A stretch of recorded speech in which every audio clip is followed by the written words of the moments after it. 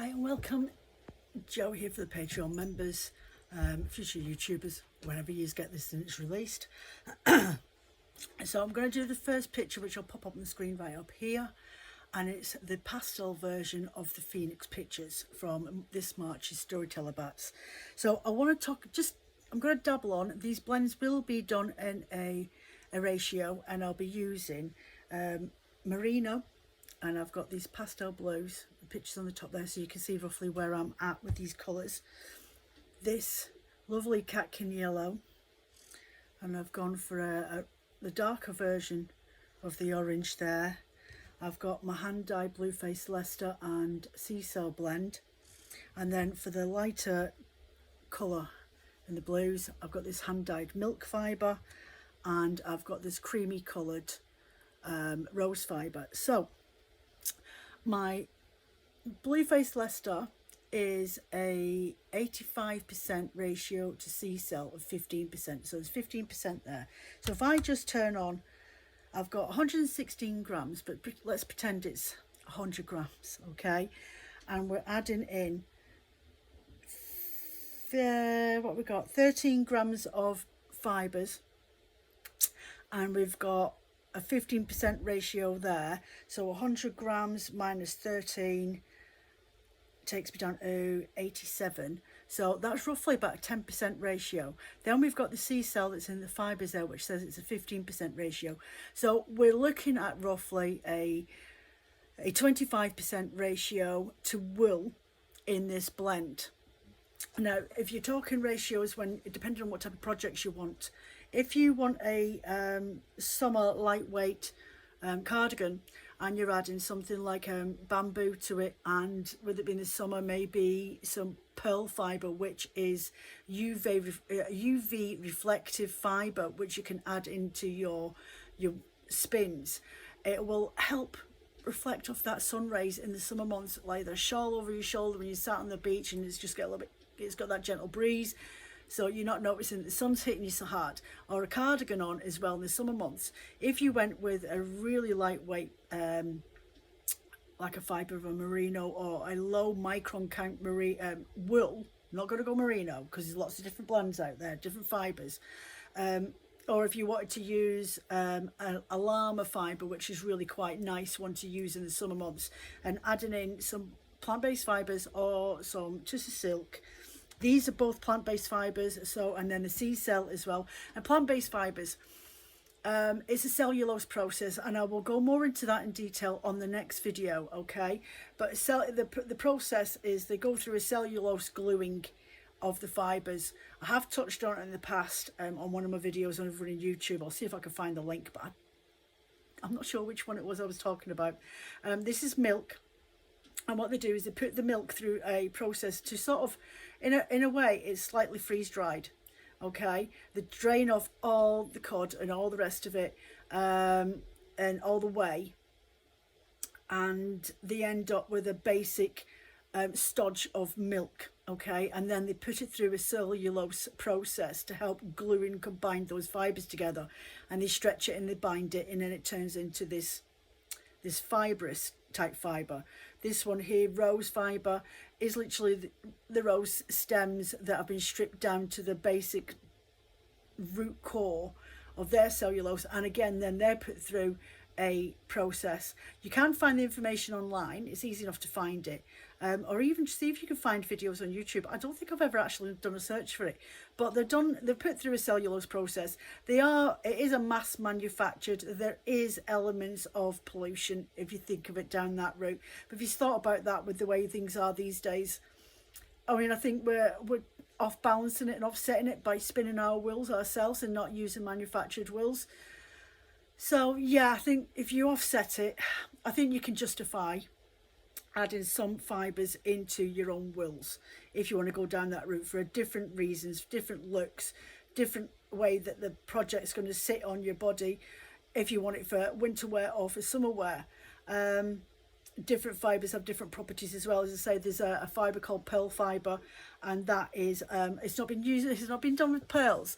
I can't remember how it's done now, but I did do a project on it a couple of years ago, And that is, I think it's called pearl because of the way that it shines. It's got this gorgeous pearlescent sort of look to it. But it is, again, a cellulose process using, I think it's a polyamide or something.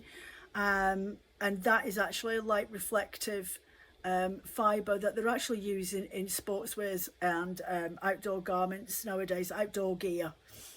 Anyway, so that's what we've got today. That's what we're going to go on with. So I've got a ratio of 75% wool to 25% plant-based cellulose fibres. Okay, so I'm just going to go on with my prepping and then blend this up and see what the results are at the end.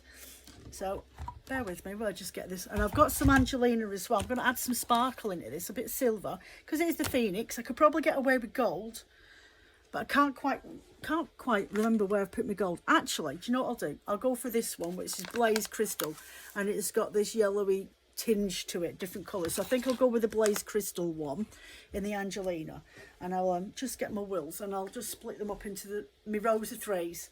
It's my usual, so we might as well stick with what we know. So yeah, so I'm just going to strip this down.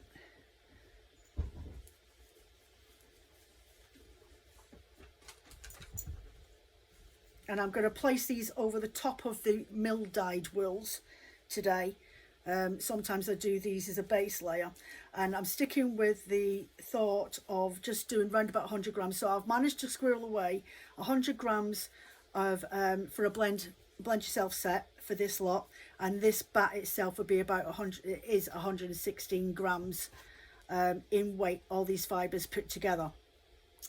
So you're looking at price wise when it's on the shop, it's going to be 116. It's going to be about £18 for this blend set, probably 17.50 actually.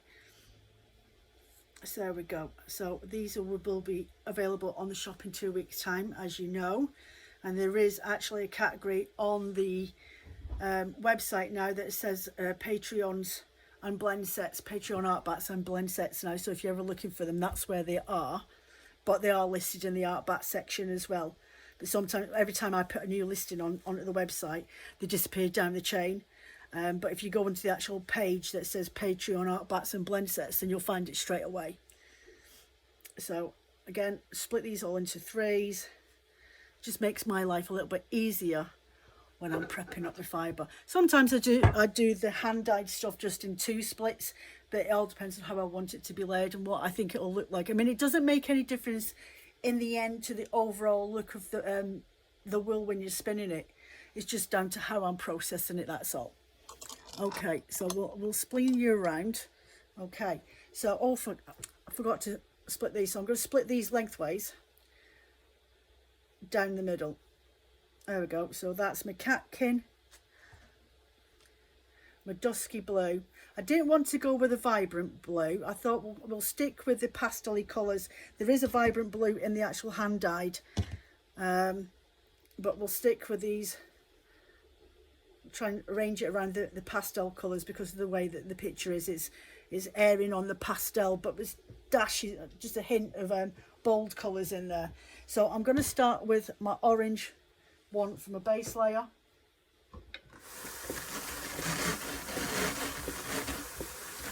I'm just going to pull it over a little bit like that. I get my catkin yellow, which is a really lovely. It's got a slightly green undertone to this one. It's not. It is yellow, but it's got like an offshoot of another colour in there. So I'm just angling it across. I don't mind it being a thin base on the bottom of here. And then coming from this side from the blue.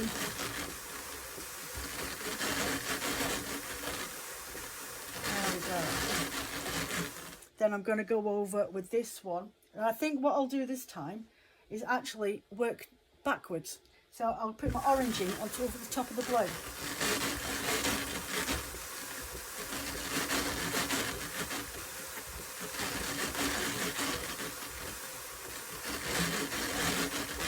And then here comes the green, or the greeny blue.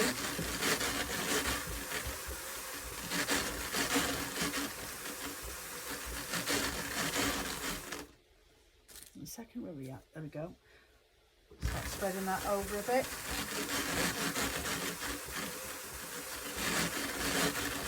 And then the blue going over the rest of the catkin onto that orange.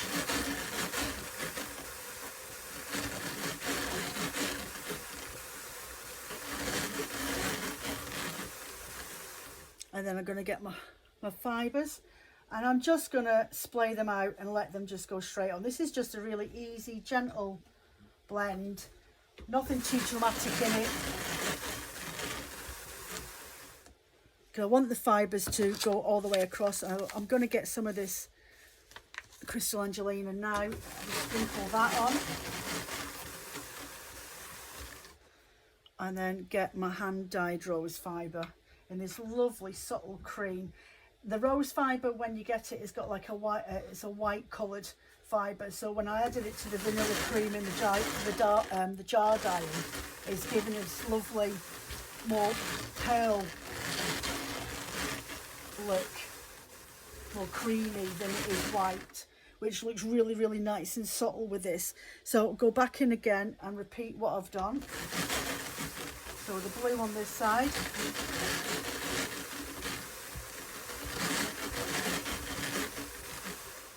and then the catkin,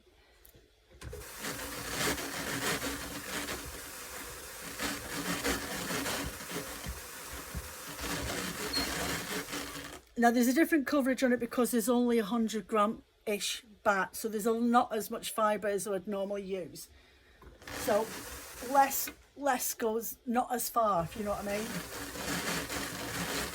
So you're actually getting the same look as what, when with a blank set, is what I'm getting here, because of the amount of fibre that's available. So I'm going to go back in again and start with blue over this side. That's where I finished off.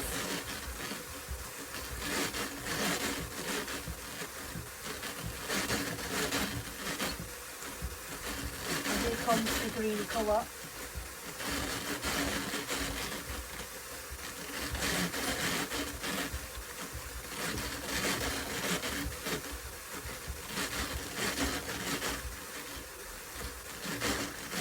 And then here's the orangey, sunset orangey sort of colour in there as well.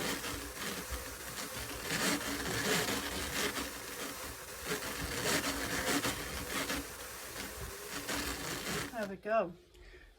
Get my hand dyed milk fibre, splay that out.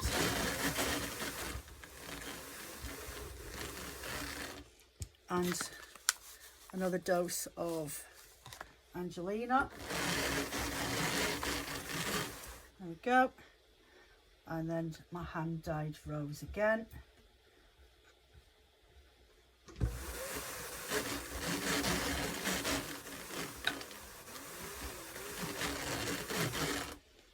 And then repeat.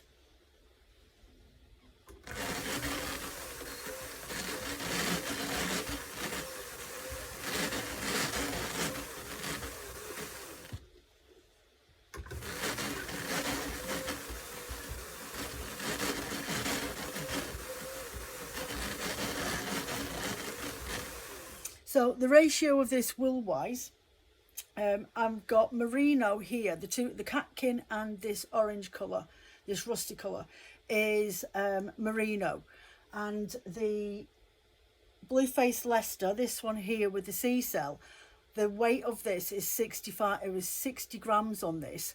So if I minus off 15% of that, so 10% is, so it'll end up being 10% of 60 is 6 and 3, so 51 grams. If we work out that way, 51 grams is blue face Leicester.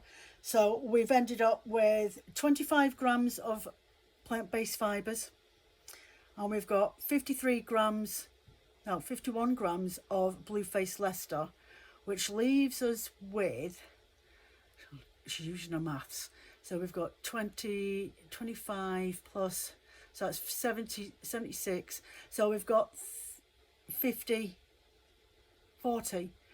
grams of merino. So that's working out as a ratio of blue-faced Leicesters round about 45%, and this is 35%, and then you plant-based fibres are 25%, so that works out as your 100 then. Okay, roughly thereabouts. It's on 116 grams, is where my head's thinking.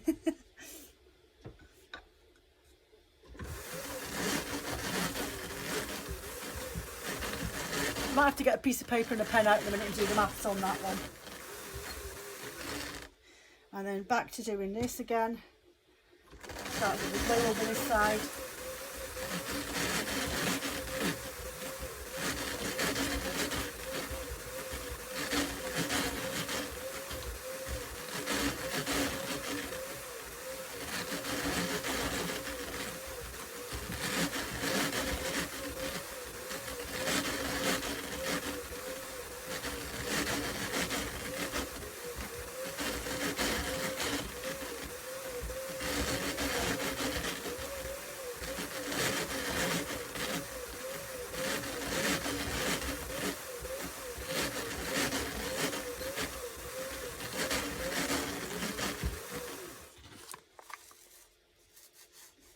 Get my Angelina ready in a second.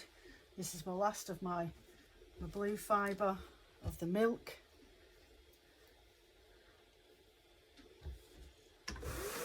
Hold on a second, I'm going to pack that down first. Oh.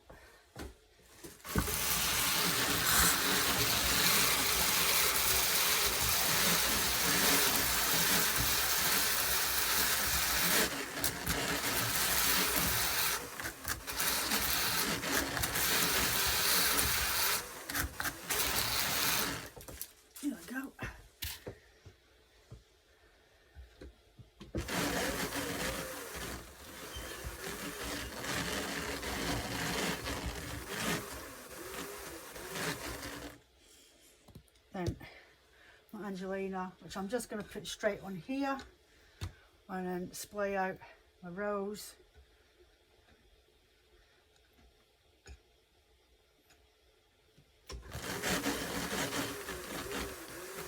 And get my carding brush out again, just to pick up the last of these fibres of the liquor.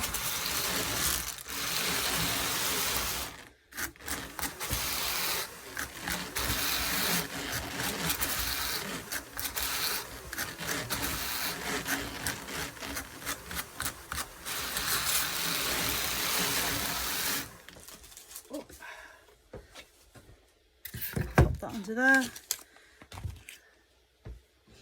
That looks really pretty just as it is right now, doesn't it?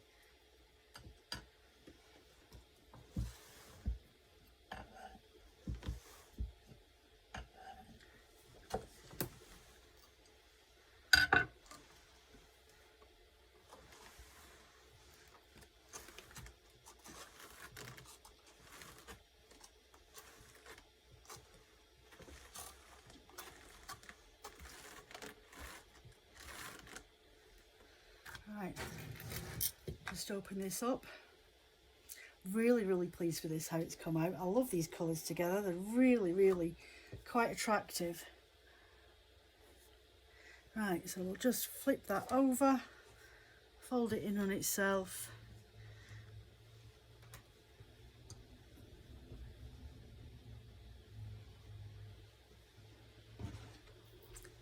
And there we go. It's got a very coastal look to it. The picture's just there in the corner, okay? But it's got a very coastal look to it with those pastels and bold colours in there, plus having the milk fibre and the rose fibre put over the top of that. It's calmed those bold colours right down. It's giving it more of a sheen, and you'll get that same glossy sheen look to your wool when you're spinning the yarn up as well. Okay, so just bear with me a minute. I'll go and get a piece of pen and paper and we'll try and do this maths. Okay, so I have done a little bit of maths. It's not precise maths, okay, but my batt is based on 116 grams, so I've worked out roughly the percentages. And I'm looking at my rose fibre was 11 grams, 10 grams. My milk fibre was 11 grams. My sea cell taken from the sea cell fibre taken from the Blueface Leicester. If I work that out, because it's supposed to be a 15% ratio, then that would take my wool then down to 51 grams, and my merino I used about 35 grams worth of wool. I haven't taken into equation the Angelina, because it wouldn't really weigh anything. You're lucky if it reached a gram, so I've not taken that into the equation. But my percentages work out that my Blueface Leicester is 51% of my blend. My merino is 35% of my blend. My sea cell works out at 15% of the blend. My milk fibre works out at 7%, and the rose fibre works out at 6%. And that's based on 116 grams, or 116% if you want to work it out that way. So yeah, initially it works out that you're working with 86 grams of actual wool, and you're working with what we got there, 15 plus 6, 21, 28% is plant-based cellulose fibres. Okay, so that's a nice balance, and that's roughly what I say for the ratio. If I want to use these cellulose fibres in my blend without it becoming a really slick yarn to spin with, even though you are spinning it in a worsted way, you generally don't want to be spinning it in an English long draw, but then again, that weight ratio is actually not too bad. You're looking at roughly about 85% roughly to 15% if you break it down to 100 gram batt, or 80 grams for 20 fibre. There we go. So that's a nice ratio. It means that the fiber's not going to be really slick. You could probably get away with doing an English draw with that if you want to spin that way. Otherwise, just go for your usual standard short draw for your worsted wool. Trying to think what else. Yeah, so if you're using any type of fibres with your wools and you want to blend them, my top tip, and I have done my market research, I have been in this business for nearly 8 years, and I have bought from other fibre artists in the past. If you're blending yourself at home, make sure that you split your fibres up equally and layer them throughout your blend. That's to make sure that you get a really good ratio of the wool to fibre when you're spinning. It makes it more equal. Don't just top dress your batt. Don't make it look all foofy up top, because it's not going to really provide anything to the wool that you want to use. That's my top tip. There are people out there that do that, just add the Angelina on the top because it looks really pretty. There's just no point, it falls off. Same with neps and that sort of thing. You want to put them throughout so that the wool fibres can actually trap the neps inside and twist through like it's supposed to do, okay? But that's what I've learned over the years from my research, and it's what I do, and it's a tried and trusted method, and I've been doing the same thing for the last 6-7 years on my art batts and on my blending board for my roll legs. Anyway, that's me off. Q&A will be later on in the week. I'll get that sorted out and filmed as well. I'm just waiting for my throat to get a little bit better before I get those. There's not many questions, so you still have time. I will do the filming for that, I'm hoping Wednesday. So if you want to put any questions down in the Q&A that I posted last week, you've got another day at least to get that done on there, because I've only got a few questions, not a lot, so I'm quite happy for any more if you want to put them on there. Any questions, queries, or just a question at me, I'm quite happy. Anyway, I'm off now. Take care of yourselves. Don't forget to hit the like on the buttons or leave a comment on this. It still helps the algorithms, even though you guys have got the link to this video and nobody else has at the moment. Okay, thank you very much for your support, and I'll speak to you soon.